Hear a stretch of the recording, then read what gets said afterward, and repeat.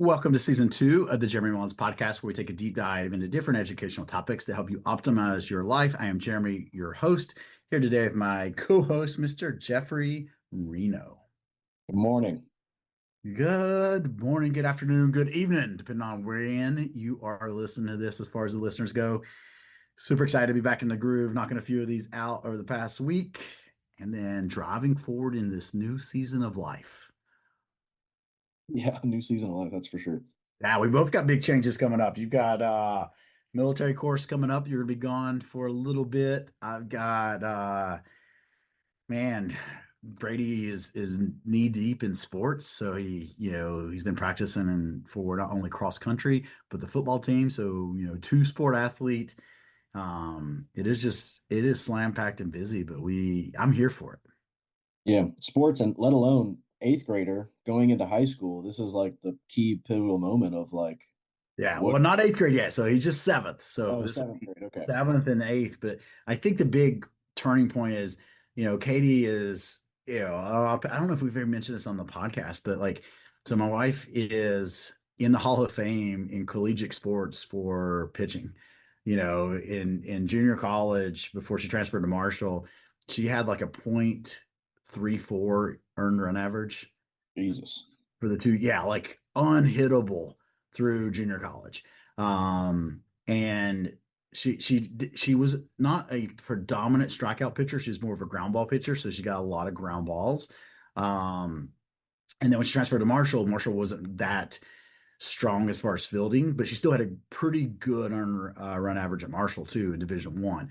But like we're both just been, and me, like I never was what I would call elite athlete, but I was pretty good at anything that I did.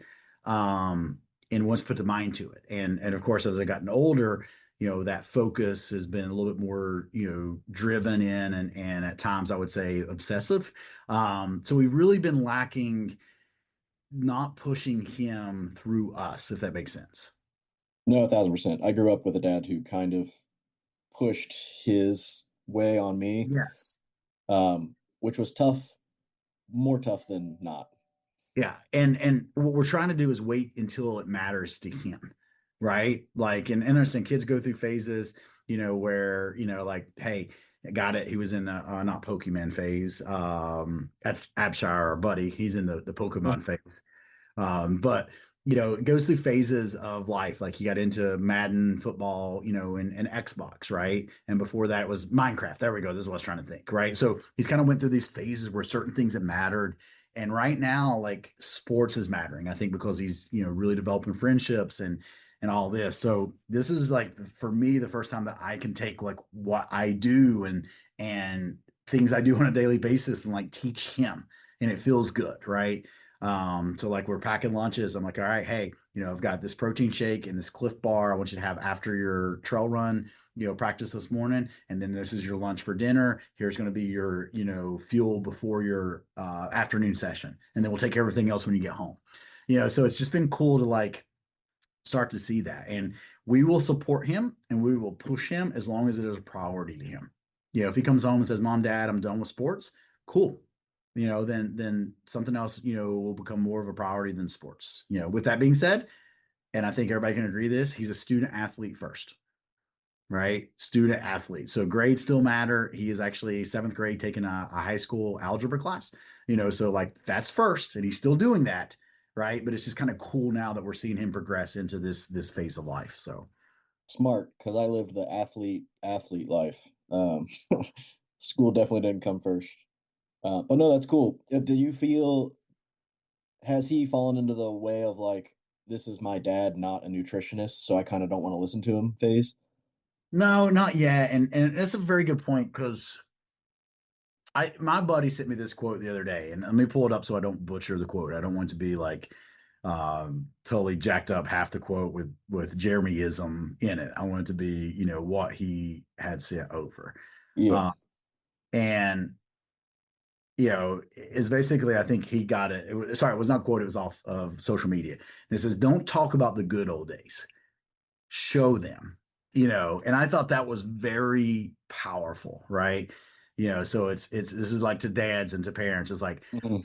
aging goal. Don't not having to tell people how cool you were and all the cool stuff you used to do because you're still strong and you still do the cool stuff. So I think that is what helps me is like Brady doesn't see me as a dietitian, right? Like they see me and Katie going out and doing Ironmans together. Like some of the stuff that we do, it's normal to them, right? Hmm. He Yeah. see, he sees, strength. He's, hopefully sees muscle, in me and the way that we eat and the way that we do stuff. So it's not me like looking down on him and be like, hey, you got to get your protein in to do this, to get stronger, you got to do this. Like he sees it on a daily basis. And I think that matters, especially in my realm of coaching to parents, is like this saying, don't live in the past, right? On how you used to or what you used to do, right? What do you do now? And I'm all in this, like, I understand I'm not going to be in my 20s again. I understand that. But can I be just as relatively strong in my now and going pushing 50 that I could in my 20s? 100%. I just got to be Yeah. smart about the training that way I don't break myself down. But that's a whole other podcast and a whole other different story. No, but I think there's a lot of education there. Like you're not in your 20s anymore, but if you were my dad and you were still beating me, 50s, 60s, and I'm a kid and I'm like, what the hell is going on? Like I need to step up my game. So I Yeah. think it would like motivate me to be better. Yeah, and I think if I'm gonna call Corey out with this, when we were on our Team Alpha week, because I get it. Like I always say, uniforms for me is not very flattering. I need to get some tapered uniforms, right?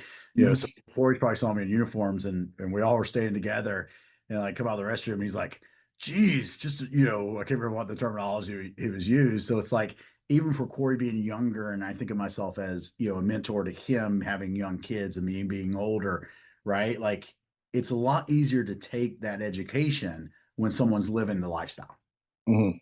Yeah, right? 1,000%. Yep. Yeah. So, I think so to answer that question, I think, yeah, he doesn't see me as once again, dietitian or dad. It's a combination of both. He knows I have the knowledge, but he knows that we live it. And I think that is very important, especially in, seventh grader, teenager, growing up. So I think this also might be why you're so effective as far as advising in the first form app is they see that fitness level, then even go to college. I know you're online, but people obviously find you on social media. They see you're fit and teaching, the same stuff compared to when I was in school. I'm learning from film professors who've never produced a film in their life. They graduated college, got their master's, and then started teaching college. They didn't like go do the thing. When you've done the thing, a student is more likely to listen. one of Um, the, one of the biggest problems with academia, I think, yep. not throwing No, shade. I've Let's said this is why I think college is going down the wrong path is we have too many people that want to become professors out of college. Yeah. And I think there needs to be a mix. I think there needs to be like no different than the military. There needs to be that, like for example, we have a strong NCO in our wellness program, right? Strong Army NCO that's into fitness Mhm. versus me. I am a subject matter expert, right? Like in the Army, in the National Guard. Okay. They use me, usually is a bad term. They I am Implement. utilized, there we go, to educate and be fitness wellness. But my army sense of like regulations might not be as strong.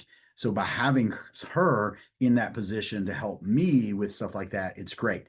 So I think they need to do the same thing in academia. You need to have a person there that's strong academia that understands policies, regulations, and that stuff. But then you need to get some professors that are out doing those things, right? Whether it's just adjunct or whether it's a full time, like yes, you got to get out there that they have the real life experience with maybe someone that is strong academia, if that makes sense.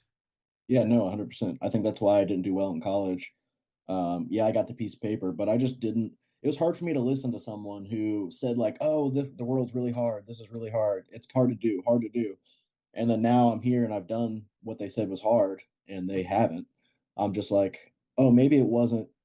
Maybe they were just scaring me because they didn't get a chance to ever do it." Correct. So and I'm excited. Like I said, he's cross country, he's football, and then he did enjoy mountain biking last year, which is in actually for Florida. That's in the fall season. So hopefully those are his three sports, which kind of go hand in hand. To a degree, he'll need to put on some size depending on what position he plays in football. But right now it's kind of strong safety, wide receiver or tight end. So I think he can still stay lean and have good power. power to weight ratio from that standpoint. But hey, that leads us to our topic. I'm sorry. It kind of worked out well with the topic, this 30 to 60 gram rule. And I posted this on social media today. I'm going to do a video on it later, kind of explaining it. And, I like to educate and keep things simple. And I can see, when I put the video out there, people are going to like nitpick it. Listen, a lot of times we are just trying to develop a baseline and then get people to then adjust their baseline based on the foundation that we put into place. So I have this 30 to 60 gram rule that I like to talk about when it comes to fueling training. Okay. And 30 to 60 grams means we want to consume 30 to 60 grams of carbohydrate 30 to 60 minutes before our practice, before our strength and conditioning session, or before our game. And ideally, you're kind of dialing it in to be the same thing. You don't want to change it up on game day, if that makes sense. So that's a great thing about like practicing it and doing it day in and day out. So the first kind of rules of the rule of thumb, 30 to 60 grams of carbohydrate, 30 to 60 minutes before any practice, strength and conditioning, or games. Now, I know I'm speaking a little bit more like to the athlete, but this still applies to our everyday wellness person, right? It would just be your workout session, for lack of better terms. Okay. Yeah. Then for any of those sessions, right? So for a workout, for strength and conditioning, for a game, for practice that lasts over an hour, then you're kind of getting into like endurance sports, or in some sports, they train for over an hour, right? Might not be continuous. You might have some breaks in there, but you're out there for over an hour. I would still fuel 30 to 60 grams of carbohydrate per hour for each hour of this session. All right. And then the final part of it is 30 to 60 minutes after the session, fuel with 30 to 60 grams of carbohydrate and preferably 30. And I could leave it, I changed it in my social media post today because I didn't want people to be like 60 grams of protein.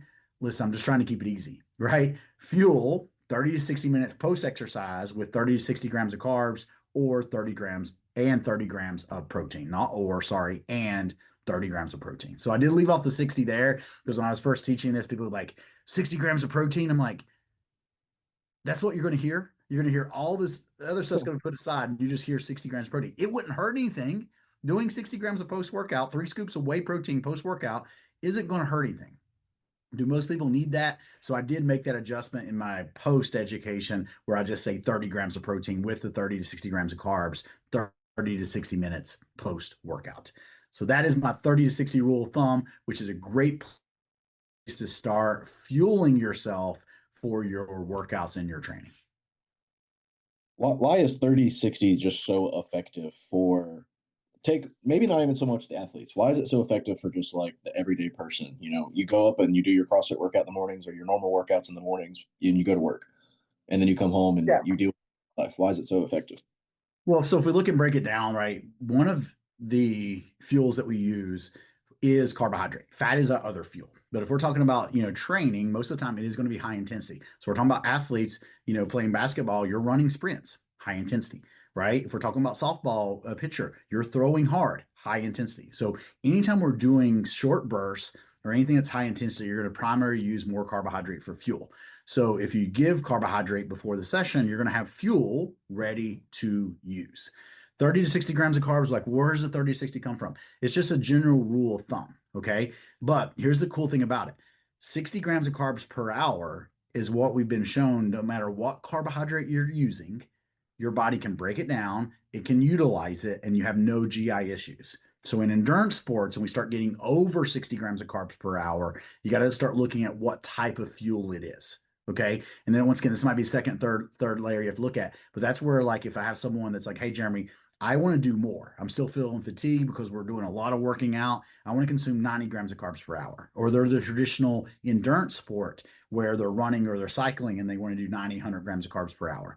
That's where you need to use fructose along with glucose or another sugar to have that uptake and not have any GI issues. So that's where the 30-60 is effective is our bodies can digest it, it can break it down, and it's total energy wise, it's what we need for most sessions, right? So if we just took the middle, let's keep our athletes, you take 50 grams of carbs at 4 calories per gram of carb, it's giving us that 200 calories, give or take, for fuel in that window of that session. Right. And the 30 to 60 minutes rule is just, once again, everyone's a little bit different, but you're consuming it and then your body's going to break it down to where it's going to be used as blood glucose for the workouts. So that 30 to 60-minute window gives your body time to break it down and actually utilize it. Okay. Now, one thing we're not talking about in this session today is what type of carbohydrate, but you generally want it to be the easier to digest carbs, staying away from actually the complex carbs and things that have more fiber, because you are wanting the carbohydrate to break down fairly quickly and easily during this window. So right before training, during training and post training, you do want a faster digesting carbohydrate, which is your more simpler versions of carbohydrate. Um,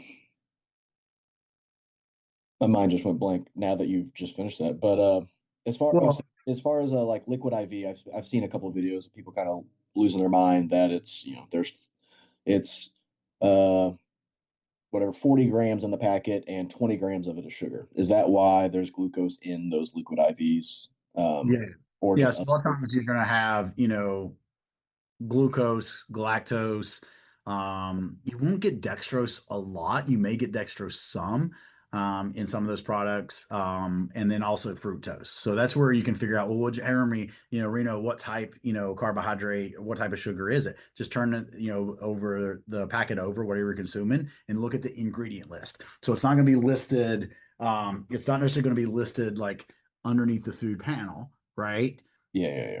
It'll be listed in the ingredient list what type of carbohydrate it is. And that's where, once again, if you're going to go over the 60 grams of carbs, you want to make sure fructose is one of those carbohydrates. If you're not going over 60 grams, don't stress about it, right? Get something in that you like. So it could be, liquid IV, it could be your traditional Gatorade, food wise, you could look at things like fruit, instant oatmeal, toast with jelly or jam, granola bars, crackers, gels, as we mentioned, sports drinks, apple sauces, any of that. What you want to do is find what works for you. But going back to keeping it simple, these are just guidelines, right? If we want to think about it, that will help you build, okay, what works for you. Because some people might say, well, Jeremy, I can't do 30 minutes before because I still feel the food in my stomach. Cool. Try 45 minutes before. Try an hour before, right? That's where it becomes individualized. But the 30 to 60 rule is great. Think of it as bowling. It is a great, like putting the bumpers up and you're going to be within the lane, Mhm. right? And then you might want to bounce off the left or right. It's going to keep you within the lane to figure out what works, well for you. And that brings up kind of my next question. Do you recommend, and you kind of answered it, but where do you recommend someone starting with this? Do you recommend them starting on the hour side or the 30-minute side? I know it's the same Well, each or, but like, it doesn't matter because generally it's going to work, both ways. I would probably stay more on the timing doesn't matter as much as the amount, right? So if you are an individual that hey, I usually don't like to work out on a full stomach, then maybe try the 30 grams, right, to see how it works, right? And then you can kind of play around with what works for you. And the rule of thumb is the more carbohydrate, the more fiber that would be in it, or the more that would break it down, quote, faster or slower, you'd want to have more time before the workout session. But that's why this 30-60 rule, even if you eat 2 hours before your game, I would still want you to top off for optimal performance 30 minutes before, right? So have an applesauce, right? Or two, right? Keep it simple, but make sure you're fueling yourself. And, I would be, with this, I know we're talking more like sports performance and athletes, but this is also great for anyone. Okay. And, I know I mention this all the time when I'm doing education. I try to distinguish who I'm speaking to, right? So a lot of times I put it out today as athletes on my social media post, but also if you're on a weight loss journey and you start training for something like a half marathon or marathon, we can then start keeping our baseline nutrition the same. So you still got weight to lose. Let's say you started and you've lost, 60 pounds, but you still got 40 pounds to lose. Well, we don't want to change our diet up that much because what calories and protein that you're doing is producing results, right? So why change it up?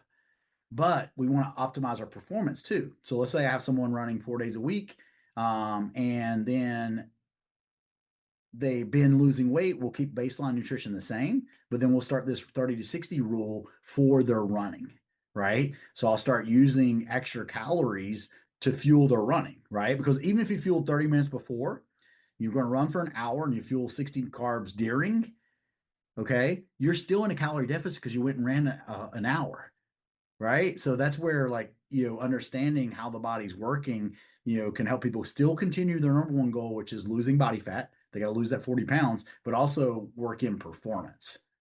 So that's how I'll use it in my clientele too, from a fueling standpoint. And then once they get to maintenance, every workout should be fueled because they got extra calories, right? So in someone's journey, we might not be leaning on this, or at the beginning of their journey, we might not be leaning on this as much, but we definitely will as they go along their journey. Um, yeah, no, you have all the questions answered on my end as far as 30 to 60. Yeah, Yeah, all it's my It's pretty simple, right? Don't overthink it. If you're on your wellness journey, which I know a lot of our listeners are, okay, when you start training extra for an event, right? Or you can pull this out of your baseline carbs. You could say if you're on 150 grams of carbs a day, maybe you start taking 30 of them, putting them before the workout. If you haven't been doing that, cool, that's great, right? But if you're starting to run and train for something where you're training over an hour, okay, let's start fueling for that training session. Okay, if you're working with me on the app, message me because those calories can be extra because if we're going over an hour, we're going to be burning more calories anyway, right? So those are ways that we can work it in, and we would just have extra fuel on the days that we train extra, and that allows us to fuel. So I'll kind of end this by just recapping what is the 30 to 60 rule. So once again, 30 to 60 rule is for performance. Okay, remember increasing performance. All right, increasing performance by fueling your training. Okay, you can expect to perform optimally without fueling your body. So 30-60 rule of thumb is 30 to 60 minutes before practice, strength conditioning games, consume 30 to 60 grams of carbohydrate, easily digest carbs. For any session lasting over an hour, consume 30 to 60 grams of carbs. Caveat, if you want to go over 60 grams of carbs per hour during training, especially endurance events, make sure you're looking for fructose to be one of the carbohydrate that you are consuming during those sessions. And then last but not least, 30 to 60 minutes after your training session or your game or your practice, consume 30 to 60 grams of carbs with 30 grams of protein. So appreciate you guys and gals listening. If you do have any questions for me, reach out to me on social media or via email. I'll be more than happy to answer those questions. And I hope you guys have a wonderful day. see.